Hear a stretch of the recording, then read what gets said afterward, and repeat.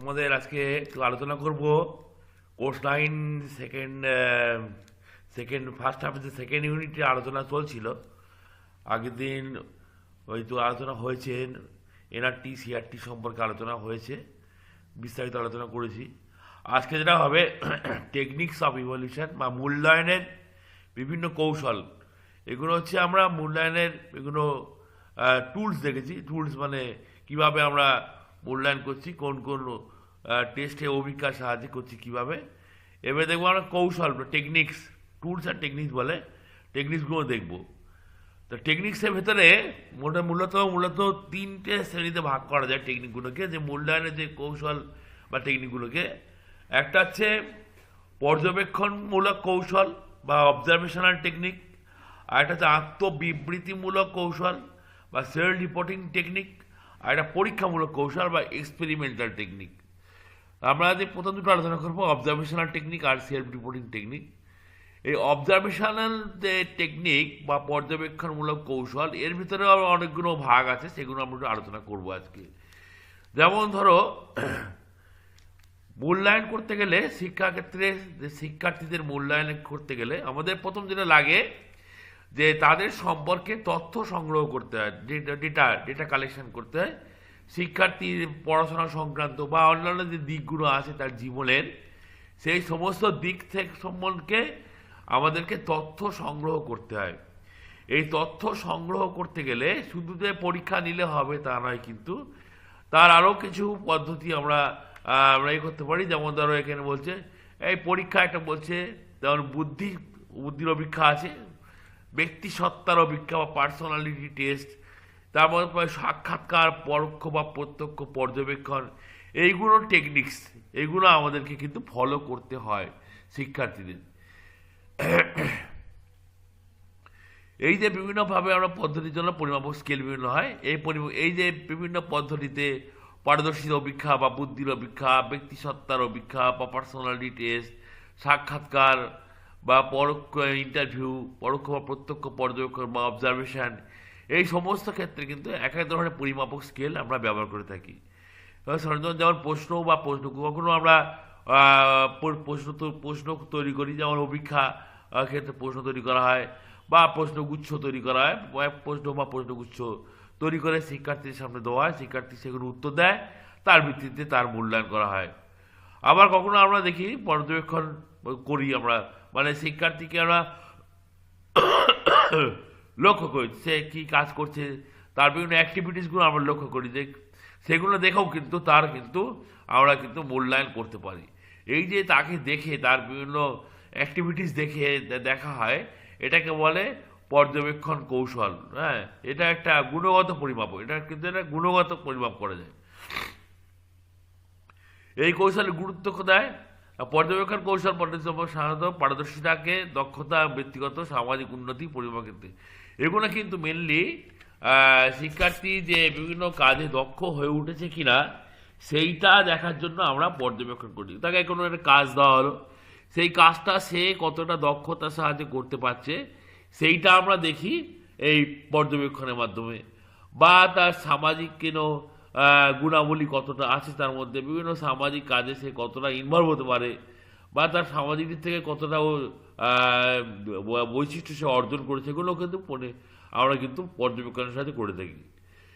শিক্ষার্থী কাগজে কলমে প্রকাশিত ভাবনা বা আচরণকে আরও স্পষ্টরূপে স্বাভাবিক ব্যবস্থা পরিবেশে ধরা যায় এই পদ্ধতির সাহায্যে। শিক্ষার্থী যেটা কাগজে কলমে করে, যে শেখে বা যেটা করে, সেটাকে স্বাভাবিক পরিবেশে আরও ভালোভাবে দেখা যায়। হ্যাঁ, পর্যবেক্ষণ পদ্ধতিতে যে শুধু পড়াশোনা করলে তো হবে না। একটা ছেলে শুধু পড়াশোনা করলে কিন্তু একটা ছেলে ভালো ছেলে হয় না। তাহলে তাকে ভালো ছেলে হতে গেলে বা পড়াশোনায় আরও কিছু বৈশিষ্ট্য থাকতে হয়। সেই বৈশিষ্ট্যগুলো কিন্তু আমরা পর্যবেক্ষণের সাহায্যে বুঝতে পারি। এই পর্যবেক্ষণের সাহায্যে গৃহীত তথ্য সত্যতা, নির্ভরযোগ্যতা অনেক বেশি। পর্যবেক্ষণ থেকে আমরা যে তথ্যগুলো পাই সেগুলো কিন্তু অনেক বেশি নির্ভরযোগ্য হয় বা সত্য হয়। পর্যবেক্ষণ সংগঠিত অসংগঠিত দুভাবে। পর্যবেক্ষণ সংগঠিত হয়, অসংগঠিত হয়। সংগঠিত মানে যখন একটা নির্দিষ্ট সিস্টেমে পর্যবেক্ষণ করা হবে, অর্থাৎ কী কী পর্যবেক্ষণ করব আমরা সেগুলো আগে থেকে ঠিক করে নেওয়া হয়, তাকে বলে সংগঠিত পর্যবেক্ষণ। আবার যখন পরিস্থিতি অনুযায়ী পর্যবেক্ষণ করা হয়। কোনো কোনো আগে থেকে কিছু ঠিক করা থাকে না, পরিস্থিতি যেমন হলো তেমন পর্যবেক্ষণ করা, সেটা হচ্ছে অসংগঠিত পর্যবেক্ষণ। আধুনিক প্রযুক্তির উন্নতির ফলে কোনো ব্যক্তি কোনো আচরণ নিখুঁত তার নিখুঁত। আমরা পর্যবেক্ষণের ক্ষেত্রে আধুনিক বিভিন্ন প্রযুক্তিকে আমরা ইউজ করছি, ফলে পর্যবেক্ষণ আরও নিখুঁত হচ্ছে। বিশেষ প্রশিক্ষণপ্রাপ্ত পর্যবেক্ষণ সুনির্দিষ্ট রূপে পর্যবেক্ষণ সংক্রান্ত ব্যক্তির আচরণ পরিস্থিতি বর্ণনা নথিভুক্ত করে। দেখবে পর্যবেক্ষণ যারা করে, যারা পর্যবেক্ষণ করেন, যারা পর্যবেক্ষককারী, তাদের কিন্তু অনেক সময় প্রশিক্ষণ বা ট্রেনিং নিতে হয়, ঠিক আছে। যদি ট্রেনিং থাকে তাহলে সে কিন্তু ভালো নিখুঁত পর্যবেক্ষণ করতে পারবে।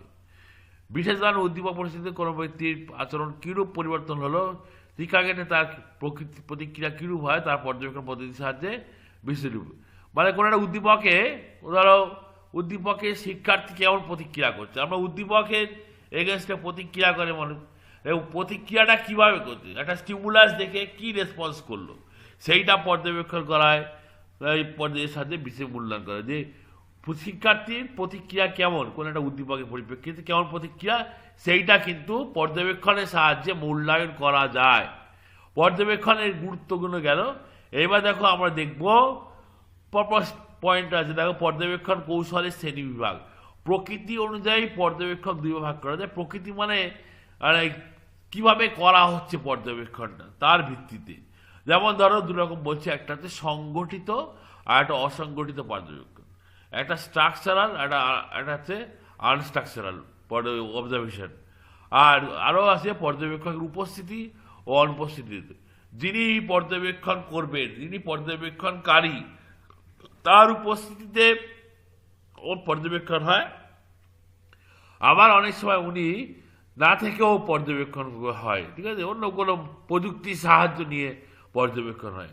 এটা উপস্থিতি অনুপস্থিতি পর্যবেক্ষণ। এবার এছাড়া তথ্য সংগ্রহের পদ্ধতিগত প্রকৃতির ভিত্তিতে পর্যবেক্ষণ তিনটি। এছাড়া কিভাবে তথ্য সংগ্রহ হচ্ছে, মানে কোন প্রসেসে তথ্যটা সংগ্রহ করা হচ্ছে, তার ভিত্তিতে আবার পর্যবেক্ষণকে তিন ভাগে ভাগ করা হচ্ছে। একটা হচ্ছে অ্যানেকডোটাল রেকর্ড কার্ড, 2 নম্বর রেটিং স্কেল, 3 নম্বর চেক লিস্ট। এগুলো আমরা দেখবো, প্রত্যেক আলোচনা করব। প্রথম আলোচনা করবো আমরা অসংগঠিত ও সংগঠিত পর্যবেক্ষণ। এটা আগেই বলে দিয়েছি। তাহলে শিক্ষাক্ষেত্রে কোনো দল বা ব্যক্তিকে পর্যবেক্ষণ করতে গেলে খোলামেলা বা অগোছলভাবে পরিপূর্ণ পর্যবেক্ষণ শুরু করা হয়। সে যে বিষয় চোখে পড়ে তাই নথিভুক্ত করে ভালো মন্দ বিচার করে দল বা ব্যক্তির আচরণ সম্পর্কে মূল্যায়ন করা হয়। কিন্তু এ ধরনের পর্যবেক্ষণ অনেক বিষয় বা আচরণ বিশেষভাবে নজর দেওয়ার প্রয়োজন হলে তখন নিয়ন্ত্রিত পরিস্থিতিতে পর্যবেক্ষণের বিষয় পরিধিকে সংকুচিত করে তথ্য সংগ্রহ করা হয়। সংগৃহীত ভাষার তথ্যের ভিত্তিতে মূল্যায়ন করে সামান্যীকরণের মাধ্যমে ব্যক্তি বা দল সম্পর্কে সিদ্ধান্ত নয়। তাহলে এই জিনিসটা কি, ধরো তুমি কারো পর্যবেক্ষণ করছো, এবারে প্রথমে শিক্ষাক্ষেত্রে সাধারণত কি হয়, যেহেতু বাচ্চা ছেলেমেয়েরা, তাদেরকে প্রথমে এমনি পর্যবেক্ষণ শুরু করা হয়, মানে খোলামেলা পরিবেশে। শিক্ষার ক্ষেত্রে মেনলি পর্যবেক্ষকের ভূমিকা নেয় শিক্ষক মহাশয়। তিনি প্রথমে এমনি খোলামেলা পরিবেশে আগোছলোভাবে শিক্ষার্থীদের পর্যবেক্ষণ শুরু করলেন। কিন্তু একসময় যখন দেখছে যে শিক্ষার্থীর নথিভুক্ত করে ভালো মন্দ ঠিকভাবে বিচার করা যাচ্ছে না, তখন উনি কী করেন, তখন উনি প্রয়োজনে ব্যাপারটাকে কিন্তু একটা নির্দিষ্ট কতগুলো স্ট্রাকচারে নিয়ে চলে আসেন, কতগুলো সিস্টেমে নিয়ে চলে এলেন, ঠিক আছে। যে কী পর্যবেক্ষণ করব, কিভাবে করব, এগুলো একটা নির্দিষ্ট সিস্টেমে নিয়ে এলো, ঠিক আছে। ওইটা হচ্ছে কি সংগঠিত পর্যবেক্ষণ। যখন একটা নির্দিষ্ট সিস্টেমে নির্দিষ্ট স্ট্রাকচার, নির্দিষ্ট কিছু প্রশ্ন, নির্দিষ্ট কিছু দিক আমরা দেখবো বা পর্যবেক্ষণ করবো, এটা সংগঠিত পর্যবেক্ষণ। আর যখন আগোছলোভাবে পর্যবেক্ষণ করা হবে, সেটা হচ্ছে অসংগঠিত পর্যবেক্ষণ। এইটা হলো পর্যবেক্ষণের অসংগঠিত ও সংগঠিত পর্যবেক্ষণের সম্পূর্ণ জানলাম আমরা। এবার দেখো পর্যবেক্ষকের উপস্থিতি অনুপস্থিতিতে, আমরা এগুলো পড়েছি, এখানে লেখা আছে, হ্যাঁ, অনুপস্থিতি উপস্থিতি, সেটা ডিটেলস এখানে আলোচনা হচ্ছে। পর্যবেক্ষক যিনি পর্যবেক্ষণ করছেন তার উপস্থিতিতে যখন পর্যবেক্ষণ করা হবে, হ্যাঁ, যখন তার উপস্থিতিতে করা হবে, অর্থাৎ তিনি নিজে, যিনি যিনি পর্যবেক্ষণ করবেন তিনি নিজে উপস্থিত থাকবেন, যাদেরকে পর্যবেক্ষণ করবেন তাদের মধ্যেই তিনি উপস্থিত থাকবেন, ঠিক আছে। তিনি কিন্তু লুকিয়ে করবেন না, হ্যাঁ। তাহলে সেখানে কিন্তু যিনি যাদেরকে পর্যবেক্ষণ করবেন তাদের মধ্যে তিনি উপস্থিত থাকবেন। ধরো 10জন ছাত্র আছে, তা আমি একজন শিক্ষক, আমি 10জন ছাত্র পর্যবেক্ষণ করছি। আমি যখন তাদের মধ্যে থাকবো, উপস্থিত থেকে পর্যবেক্ষণ করব, ওইটা হচ্ছে উপস্থিতিমূলক পর্যবেক্ষণ। এক্ষেত্রে কি হয়, সমস্যাটা কি হতে পারে অনেক সময়, যে আমার উপস্থিতিতে শিক্ষার্থীরা কিন্তু তাদের যে আচরণটাকে তারা ম্যানিপুলেট করতে পারে। ম্যানিপুলেট মানে কি, তারা হয়তো স্বাভাবিক আচরণ করবে না, হ্যাঁ, কৃত্রিম কিছু আচরণ করবে, ঠিক আছে। এইটা একটা ফলে যে তথ্যটা পাবো, হয়তো তথ্যটা সঠিক তথ্য নাও পেতে পারি, কিন্তু এটা অনেক সমস্যা হতে পারে, ঠিক আছে। কিন্তু আমি যদি আড়াল থেকে করি, বা কোনো ধরো আড়ালে থেকে, বা অন্য কোনো প্রযুক্তির সাহায্যে বা ভিডিও ক্যামেরার সাহায্যে বা অন্য কোনো পর্যবেক্ষণ করি, তখন কিন্তু যাদেরকে পর্যবেক্ষণ করব আমি, তারা কিন্তু অনেক স্বাভাবিক আচরণ করবে, পাওয়া যায়। ফলে যে ডেটাটা পাওয়া যাবে, সেই ডেটাটা কিন্তু অনেক বেশি রিলায়েবল হবে, অনেক বেশি নির্ভরযোগ্য ডেটা আমরা পাবো।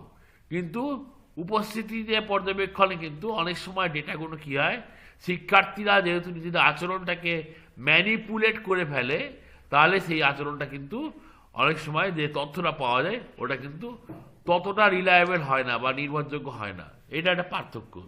এবার দেখো আমরা এই দুটো দেখলাম আমরা। এবার দেখো তথ্য সংগ্রহ কিভাবে করছি তার ভিত্তিতে পর্যবেক্ষণ, যেমন anecdotal record, rating scale, check list, এটাও দেখবো আমরা। অ্যানেকডোটাল রেকর্ড মানে কি, বাংলা হচ্ছে অতীত ঘটনা সংক্রান্ত তথ্যলিপি। ধরো তোমার জীবনে কিছু একটা অতীত কিছু একটা ঘটে গেছে, ঠিক আছে। এইবারে তোমাকে বলা হলো যে তোমার এই ঘটনাটা তুমি লেখো, হ্যাঁ, তুমি লেখো, ঠিক আছে। এবার সেইটা পর দেখা হলো, দেখে তারপর সিদ্ধান্ত নেওয়া হলো। যেমন ধরো বলছে এটি একটি পর্যবেক্ষণ তথ্য কৌশল, বিদ্যালয় বা শিক্ষাক্ষেত্রে কোনো শিক্ষার্থী কোনো বিশেষ আচরণের শিক্ষা তাদের নথিভুক্ত করতে পারেনি, প্রয়োজনীয় মন্তব্য সিদ্ধান্ত লিখে রাখেন, তালিকা পারিপার্শ্বিক পদ্ধতি সহ এইভাবে বিভিন্ন অতীত ঘটনা পর্যবেক্ষণ করে লিপিবদ্ধ করে রাখে। কোনো শিক্ষার্থীর বাহ্যিক আচরণ পরিবর্তন ও ব্যক্তিত্বের বিকাশ বা বাধাগুলি নজরে রেখে শিক্ষার্থী সম্পর্কে ব্যাপক আচরণ ক্ষেত্রে কী কী ব্যবস্থা নেওয়া যায়, এবং মানে অতীতের কোনো ঘটনা দেখে যখন শিক্ষার্থীর অতীতের কোনো ঘটনা পরিপ্রেক্ষিতে শিক্ষার্থী কেমন আচরণ করেছিল সেইটা দেখে কিন্তু পর্যবেক্ষণ করা হয়, তথ্য সংগ্রহ করা হয়। এইটা হচ্ছে অতীত ঘটনা সংক্রান্ত তথ্যলিপি। মানে অতীত যখন কোনো কাজ কিভাবে করেছিল বা কোনো ঘটনা কিভাবে ঘটিয়েছিল সেইগুলো দেখে কিন্তু এক্ষেত্রে পর্যবেক্ষণটা কিন্তু করা হয়। এবার দেখো আরেকটা আছে, ওইটা রেটিং স্কেল বা মান নির্ধারক স্কেল। এটি এক ধরনের পর্যবেক্ষণ কৌশল। এখানে কি হয়, শ্রেণীকক্ষে বা শ্রেণীকক্ষের বাইরে শিক্ষার্থী শিক্ষা বিষয় জ্ঞান বা শিক্ষার্থীর বাহ্যিক আচরণ, যেমন সততা, সামাজিকতা, সহযোগিতা, বন্ধুত্বপূর্ণ একাগ্রতা, শিক্ষার উপর নেতৃত্ব দেওয়ার ক্ষমতা ইত্যাদি নানা বিষয় সম্পর্কে এক বা একাধিক শিক্ষক যে আচরণ পর্যবেক্ষণ করেন তার থেকে মান বুঝে 1, 2, 3 বা ভালো, মাঝারি, খারাপ, 3, 4, 5 এরকম দেওয়া হয়। এইটা কি জিনিস, ধরো এটা মেনলি কারো কোনো শিক্ষার্থীর যে সামাজিক আচরণ, সামাজিক বৈশিষ্ট্য তার মধ্যে কতটা আছে, সেই কতটা সামাজিক বৈশিষ্ট্যের অধিকারী সেইটা দেখতে গেলে আমরা কিন্তু শুধু সামাজিক বৈশিষ্ট্য নয়, শিক্ষাক্ষেত্রেও তার মধ্যে বিভিন্ন যে শিক্ষামূলক বৈশিষ্ট্য কতটা আছে সেটা দেখতে গেলেও এই রেটিং স্কেলের সাহায্য আমরা নিয়ে থাকি। এখানে একটা উদাহরণ দিয়েছে, যেটা হচ্ছে সামাজিক ক্ষেত্রে দিয়েছে যে সামাজিক বৈশিষ্ট্য কতটা, যেমন ধরো তার মধ্যে কতটা সততা আছে, তার মধ্যে কতটা সামাজিকতা আছে, তার মধ্যে কতটা সহযোগিতা আছে, বন্ধুত্ব পরায়ণ কতটা আছে, একাগ্রতা কতটা আছে, এগুলো দেখা হয়। এগুলো দেখে রেটিং করা হয় যে ধরো তার মধ্যে 1, 2, 3 মধ্যে সততা কতটা, মনে করা হলে যে তার সততা হচ্ছে 7% সততা, তাহলে এক্ষেত্রে 3 দেওয়া হবে। ধরো সামাজিকতা কতটা আছে, হ্যাঁ, মনে করার তার মধ্যে 10% সামাজিকতা নেই, কিছুটা কম আছে, তাহলে 2 দেওয়া হলো। সহযোগিতা কতটা, আরও কম হচ্ছে, 1 দেওয়া হলো। হ্যাঁ, বা কোনো একটা নেই হয়তো, 0 দেওয়া হলো, ঠিক আছে। রেটিং দেওয়া হয়, রেট করা হয়, ঠিক আছে, 1 2 3 4 5, ঠিক আছে। এরকম বিভিন্ন 3 পয়েন্ট স্কেল হয়, 5 পয়েন্ট স্কেল হয়, ঠিক আছে। 3 পয়েন্ট স্কেলে আমাদের এই যে 3 পয়েন্ট স্কেল 1 2 3, ভালো, মাঝারি, খারাপ, হ্যাঁ, উচ্চ, নিম্ন ইত্যাদির উপরে 3 4 5 7 প্রভৃতি বিভিন্ন প্রকারে রেটিং করা বা মান দেওয়াকে রেটিং স্কেল বলে। এটা বলে 5 point scale, 3 point scale, 7 point scale, মানে কতগুলো ভাবে এই রেট করা হচ্ছে, হ্যাঁ, 1 2 3 মানে ভালো, মাঝারি, খারাপ, ঠিক আছে। এরা রেট করা, ধরো তার মধ্যে সততা ভালো আছে, তাহলে ভালো মানে সে হয়তো 3, কম আছে তাহলে 2, হ্যাঁ, খারাপ আছে তাকে 1 দেওয়া হলো, ঠিক আছে। এরকমভাবে রেটিং করা হয়, এটা রেটিং করা হয়, এটাকে রেটিং স্কেল বলে। এর সাহায্যেও কিন্তু আমরা পরিমাপ করতে পারি, পর্যবেক্ষণ করতে পারি। এটা হচ্ছে 3 পয়েন্ট স্কেলের উদাহরণ দেওয়া হয়েছে। এছাড়াও 4 পয়েন্ট স্কেল বা এছাড়াও 5 পয়েন্ট স্কেল, 7 পয়েন্ট স্কেল, এগুলো তোমরা শুনেছো আগে। এরা বিভিন্ন স্কেলের সাহায্যে আমরা কিন্তু এগুলো কিন্তু রেটিং স্কেল, এটা পর্যবেক্ষণ করা যায়।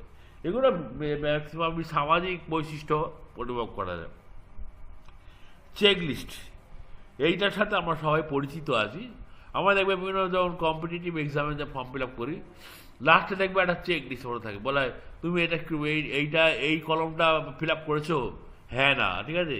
এই কলমটা ফিল আপ করেছো, এত নম্বর কলম ফিল আপ করেছো, হ্যাঁ না, হ্যাঁ না বোধহয় একটা দাগ দিতে হয় তোমাকে। এইটা আছে বলে চেক লিস্ট, এটা কি বলা হয়, চেক লিস্ট। তাহলে তোমরা যখন চেক লিস্টে কাজ করবে, ধরো এখানে বলছে শিক্ষার্থী কি বিদ্যালয়ে নিয়মিত আসে, যদি বলে হ্যাঁ আসে, তা হ্যাঁ তা রাইট চিহ্ন দেবে, না হলে না, ঠিক আছে। যেখানে বলছে শিক্ষার্থীকে অন্যদের সাথে মেলামেশা করে, হ্যাঁ হলে হ্যাঁ তা রাইট চিহ্ন দেবে, না হলে না, হ্যাঁ এখানে ক্রস চিহ্ন দেওয়া হবে, ঠিক আছে। হ্যাঁ, বা এখানে রাইট চিহ্ন দেওয়া হবে, বুঝতে পারলে। দেখো সে কি পড়াশোনায় মনোযোগী, হ্যাঁ হলে হ্যাঁ, ঠিক আছে, এখানে রাইট চিহ্ন দেওয়া হলো। না যেহেতু, হ্যাঁ, তাহলে এখানে ক্রস চিহ্ন দেওয়া হলো। সে কি শিক্ষকের প্রশ্নের উত্তর দেয়, হ্যাঁ হলে হ্যাঁ, এখানে রাইট চিহ্ন দেওয়া হবে, ঠিক আছে। এইটা হচ্ছে রেটিং স্কেল, মানে এটা তোমার এটা চেক লিস্ট। এটা আমরা প্রায় এটাকে ইউজ করি, বিশেষ করে ধরো কোনো ফর্ম ফিল আপে, কোনো একটা গুরুত্বপূর্ণ ফর্ম ফিল আপ করা হচ্ছে, সেই ফর্ম ফিল আপে যাতে কোনো ভুল না হয়, যাতে না হয়, হ্যাঁ, সেই জন্য কী হয়, লাস্টের চেক লিস্টটা জুড়ে দেওয়া হয়।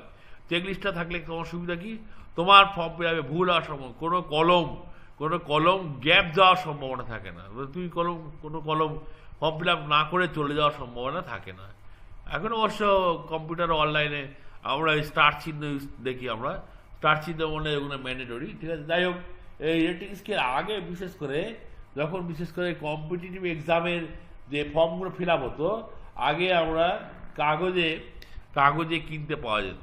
তা সেই ফর্ম ফিল আপ করার পরে লাস্টে এরকম একটা চেক লিস্ট দেওয়া থাকতো যে অমুক কলমটা ফিল আপ করেছো, হ্যাঁ না, হ্যাঁ অমুক কলম ফিল আপ করেছো, হ্যাঁ না, এরকমভাবে দাগ দিতে হতো, হ্যাঁ হ্যাঁ করলে হ্যাঁ, নাতে না, ঠিক আছে, এরকমভাবে করতে হতো, ঠিক আছে।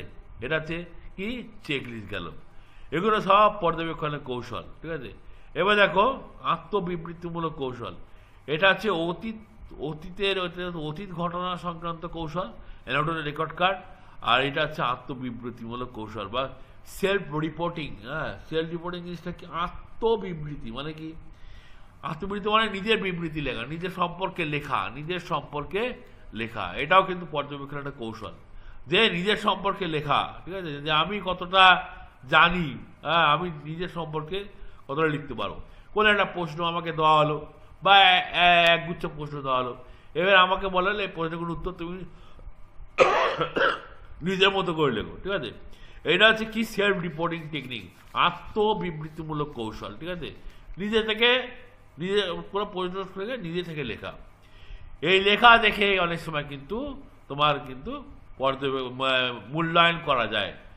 এর সবচেয়ে জনপ্রিয় যেটা হচ্ছে প্রশ্নগুচ্ছ বা কোশ্চেনিয়ার, এটা হচ্ছে এক্ষেত্রে সবচেয়ে জনপ্রিয় প্রশ্নগুচ্ছ বা কোশ্চেনিয়ার। প্রশ্নগুচ্ছটা কি একটু দেখে নেওয়া। প্রশ্নগুচ্ছ হলো অনেকগুলি প্রশ্নের সমষ্টি, যেগুলি একটি ফর্ম বা একাধিক ফর্মের ওপর টাইপ করা বা ছাপা অবস্থা থাকে। সেই প্রশ্নগুলি উত্তর দেওয়ার জন্য ফর্মের মধ্যে নির্দিষ্ট জায়গা থাকে। অভিজ্ঞার্থী সে নির্দিষ্ট জায়গাতে উত্তর দেয় আর তার মতো মানে এটা পরীক্ষা পরীক্ষা পরীক্ষা লিখবে, পরীক্ষার কোশ্চেনের প্রচুর প্রশ্ন থাকে, ঠিক আছে। সে প্রশ্নের উত্তর দেওয়ার জন্য তোমার নির্দিষ্ট জায়গা থাকে, ঠিক আছে। তুমি সেখানে প্রশ্নের উত্তর লেখো। হ্যাঁ, এটা হচ্ছে প্রশ্ন, এটা হচ্ছে প্রশ্নগুচ্ছ, এটা আর কিছু নয়, এটা আসলে আমরা কিছু নয়। এখানে সাধারণত মানসিক বৈশিষ্ট্য পরিমাপ করা হয় বা শিক্ষাগত বৈশিষ্ট্য কতটা অর্জন করেছে সেগুলো এখানে পরিমাপ করা হয়। কোশ্চেন ইয়ার প্রশ্নগুলি মাত্র প্রশ্ন ব্যবহার করে পদ্ধতি। এখানে কিন্তু শিক্ষার্থীদের সম্পর্কে কিন্তু পর্যবেক্ষণ করা যায়, ভালো পর্যবেক্ষণ করা যায়। প্রশ্নগুচ্ছে প্রশ্নমালা বা প্রশ্নগুচ্ছের বৈশিষ্ট্য কি বলছে? শিরোনাম, প্রশ্নমালার একটি শিরোনাম অবশ্যই থাকতে হবে যাতে তথ্য সঙ্গে উদ্দেশ্য প্রকৃতিকে বোঝা যায়। মানে ধরো তোমাদের বিএডে কোশ্চেন, তাহলে কোশ্চেনে একটা ওপরে লেখা থাকে যে কোন পেপারে কোশ্চেন, হ্যাঁ কী কোশ্চেন, কোন হাফের কোশ্চেন লেখা থাকে, ওটা শিরোনাম বলে।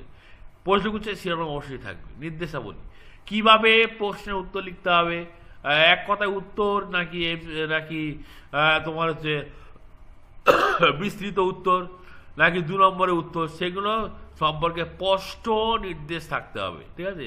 এটা প্রশ্নগুচ্ছের বৈশিষ্ট্য। 3 নম্বর কি বলছে?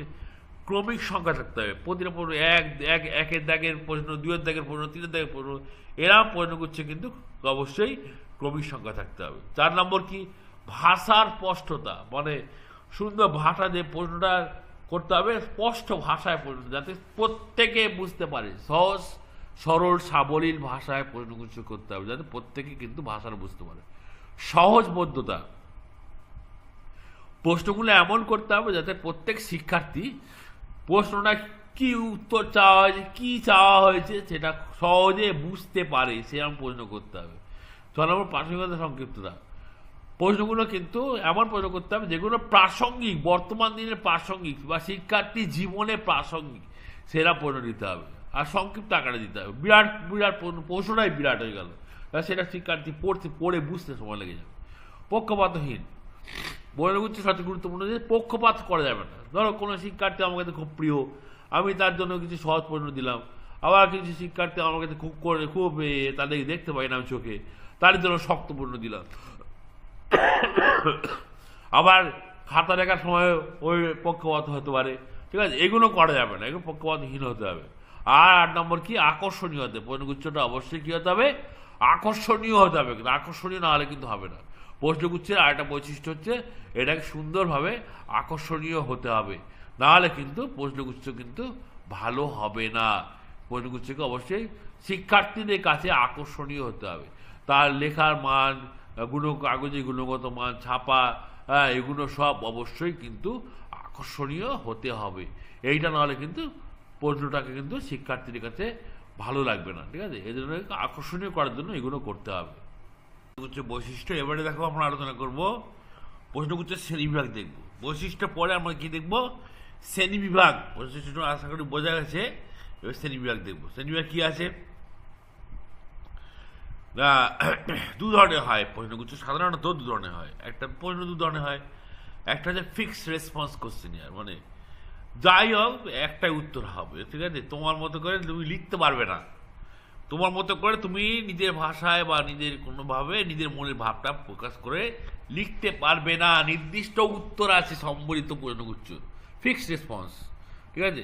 আর একটা আছে মুক্ত প্রশ্ন সংবলিত ওপেন এন্ড, সেখানে তুমি নিজের ভাষায় নিজের মতামত তুমি লিখতে পারো, ঠিক আছে। প্রশ্ন সম্পর্কে নিজের মতামতটা তুমি ওখানে তুলে ধরতে পারো, নিজের ভাষায় তুলতে পারবে। ওখানে কোনো কিন্তু তোমার নির্দিষ্ট কোনো উত্তর নেই, তোমার নিজের সুন্দর করে ডেটাটা থাকবে, নির্দিষ্ট তথ্য থাকবে, কিন্তু তথ্যটাকে তুমি নিজের ভাষায় লিখতে পারবে, গুছিয়ে লিখতে পারবে। আর ফিক্সড রেসপন্স হচ্ছে তোমার কিন্তু কোনো নিজের ভাষা, নিজের মনের ভাব প্রকাশের জায়গা নেই, একটাই উত্তর, হয় হ্যাঁ নয় না, একটাই উত্তর। দিল্লি ভারতবর্ষের রাজধানী নাকি দিল্লি, কলকাতা হবে না, ঠিক আছে। হ্যাঁ, এরকম কোনো ব্যাপার নেই, ঠিক আছে। এটা হলো 2 ধরনের প্রশ্ন হলো। ওটাই বলেছে এখানে যে প্রশ্ন উত্তর শিক্ষার্থী নির্দিষ্ট বিকল্প দেওয়া হয়, সেই প্রশ্নগুচ্ছের নির্দিষ্ট উত্তর যেগুলো এর বিকল্প দেওয়া হয়, নির্দিষ্ট বিকল্প। এর সবচেয়ে বড় উদাহরণ হচ্ছে এমসিকিউ বা মাল্টিপল চয়েস কোশ্চেন হচ্ছে এর সবচেয়ে বড় উদাহরণ, ঠিক আছে। তোমাকে বিকল্পের মধ্যে একটা চুজ করতে হবে। এক্ষেত্রে শিক্ষার্থীকে প্রশ্ন উত্তরের জন্য নির্দিষ্ট বিকল্প দেওয়া হয়, তার মধ্যে একটিকে বেছে নিতে হয়, এটা এমসিকিউ। হ্যাঁ, এখানে একটা উদাহরণ দেওয়া হয়েছে, শিক্ষকতার এই পেশা এর জন্য বিকল্প হলো সহমত, জানি না, অসহমত। তো তুমি কোন অপশনটা নেবে তোমার ব্যাপার, সেটা একটা ফিক্সড করে দিতে হবে। তাহলে শিক্ষার্থীর উত্তর দেওয়ার সময় এই তিনটি বিকল্প যে কোনো একটিকে বেছে নেবে। অপরদিকে যে প্রশ্ন উত্তরের জন্য শিক্ষার্থী নিজের ভাষায় মতামত লিখতে পারে, আমি একটু আগে বলে দিব, আমি একটু আগে আলোচনা করে দিই, সেগুলো এখানে লেখা আছে। কোনো নির্দিষ্ট বিকল্প বেছানোর সুযোগ থাকে না, সেই রকম প্রশ্নগুচ্ছ থেকে মুক্ত। মানে যেখানে তুমি নিজের ভাষায় লিখতে পারো, নিজের মনের ভাব প্রকাশ করতে পারো, সেটা হচ্ছে তোমার হচ্ছে, এটাকে বলা হচ্ছে ওপেন এন্ডেড কোশ্চেন বা মুক্ত প্রশ্ন সংবলিত প্রশ্নগুচ্ছ। এখানে তোমার নিজের ভাষা তুমি লিখতে পারবে, এখানে কোনো নির্দিষ্ট কোনো এর ব্যাপার নেই, ঠিক আছে। প্রশ্নগুচ্ছ শিক্ষকতা, এখানে একটা উদাহরণ দিয়েছে, কোনো পেশা যদি এরকম হয় শিক্ষকতা পেশা হিসেবে কতটা উপযুক্ত। হ্যাঁ, এবং উত্তর তো শিক্ষার্থী নিজের ভাষায় লিখতে পারবে।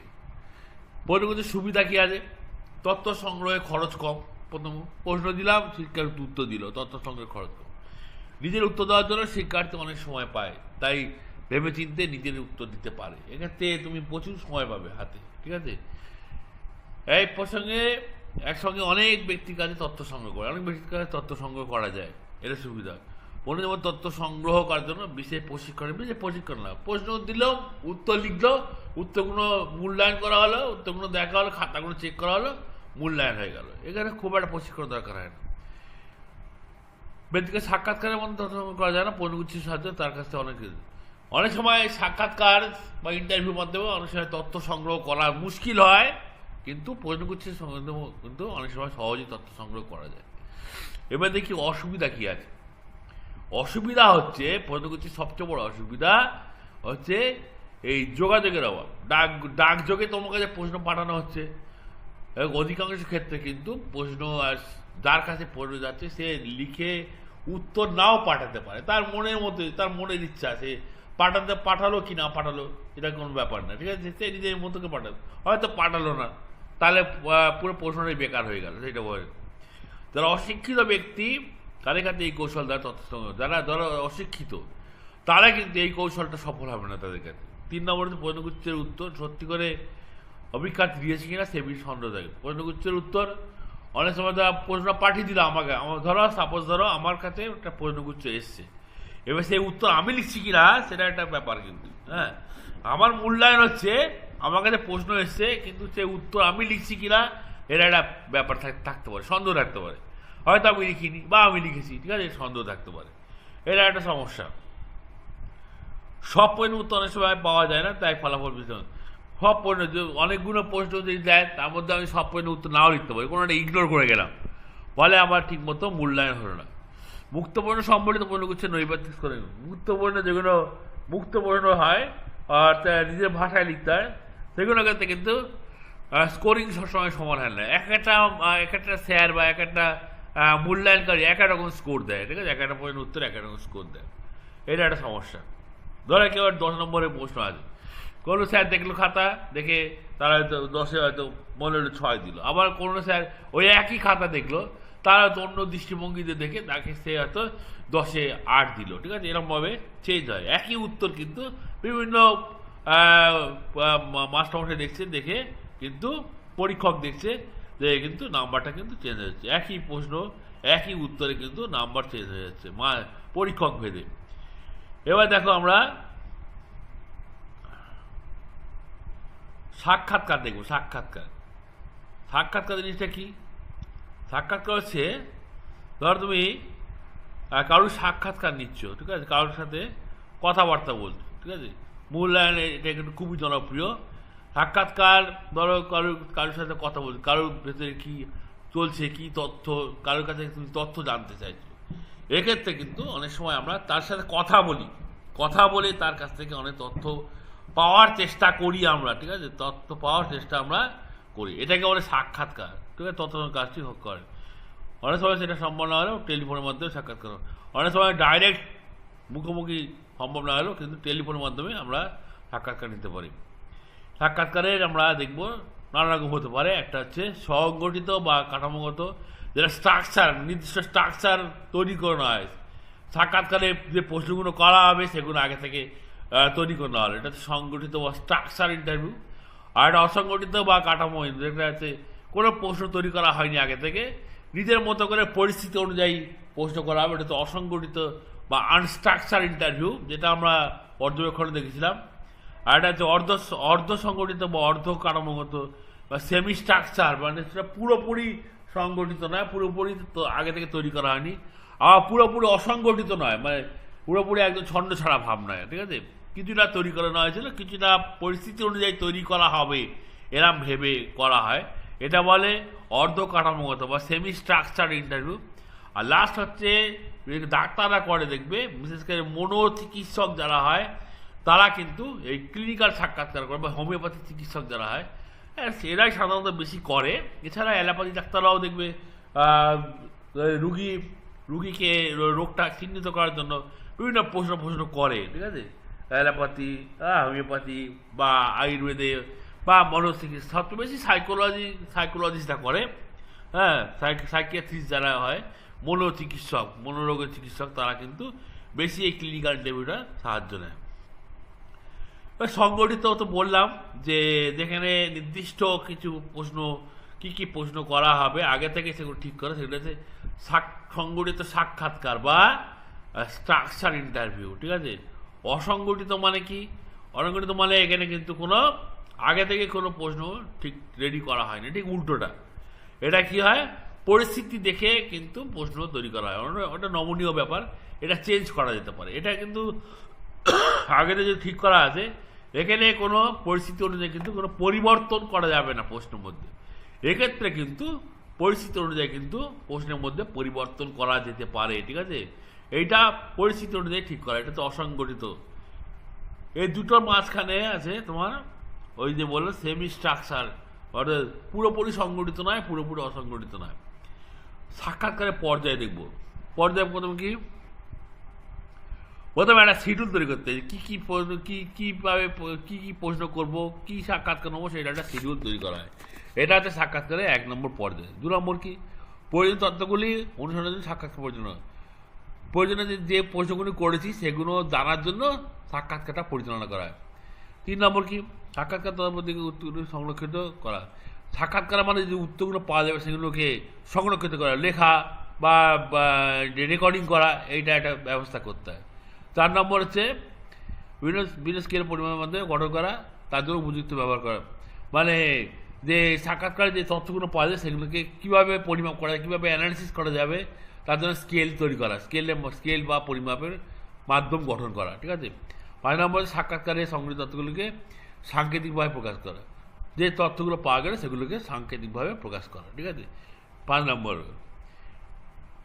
সেগুলি হলে যেমন দেখো, সাক্ষাৎকারের মূল্যায়নে ব্যবহার করার ক্ষেত্রে বেশ কিছুগুলি সুবিধা সেগুলো কি, সাক্ষাৎকার কৌশলে যথেষ্ট সংখ্যা উত্তর লাভ করা যায় বলে সংগৃহীত অনেক তথ্যকে সংখ্যা অনেক বেশি হয়, এক্ষেত্রে কিন্তু অনেক বেশি উত্তর পাই আমরা, ঠিক আছে।